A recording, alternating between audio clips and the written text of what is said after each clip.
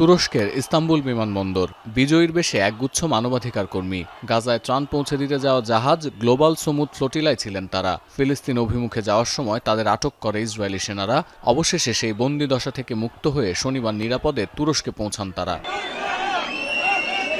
মুক্তি পাওয়া এই ১৩৭ জনের মধ্যে ৩৬ জনই তুরস্কের নাগরিক। বাকিরা যুক্তরাষ্ট্র, Italy, Malaysia, Kuwait, Switzerland, Tunisia, Libya, Jordan সহ বিভিন্ন দেশের অধিকার কর্মী বলে নিশ্চিত করেছে তুরস্কের কর্মকর্তারা। বাকি অধিকার কর্মীদেরও নিজ দেশে ফেরত পাঠানোর প্রক্রিয়া শুরু হয়েছে বলে দাবি করছে ইসরায়েলি পররাষ্ট্র দপ্তর।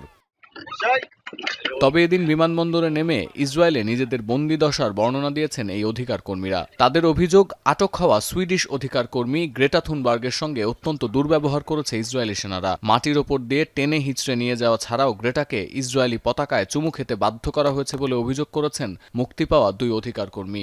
The moment I remember, she dragged her very intensely. And they even put the Israeli flag on her face, and they even put Greta on a trolley. They treated her like animal.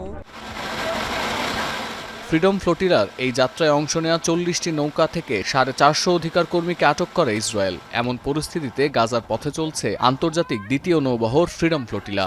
এই বহরে রয়েছে নৌযান conscience. Freedom flotilla কোয়ালিশনের website বলছে, conscience জাহাজে ২৫ দেশের সাংবাদিক ও স্বাস্থ্যকর্মী আছেন। আরও আছেন বাংলাদেশি আলোকচিত্রী শহীদুল আলম।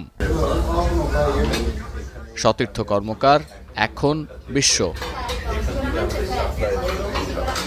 ৪ গুণ শক্তিশালী এনজাইম ও অধিক ফেনা সমৃদ্ধ অরিক সিলভার ওয়াশ মাত্র ৭০ টাকায়।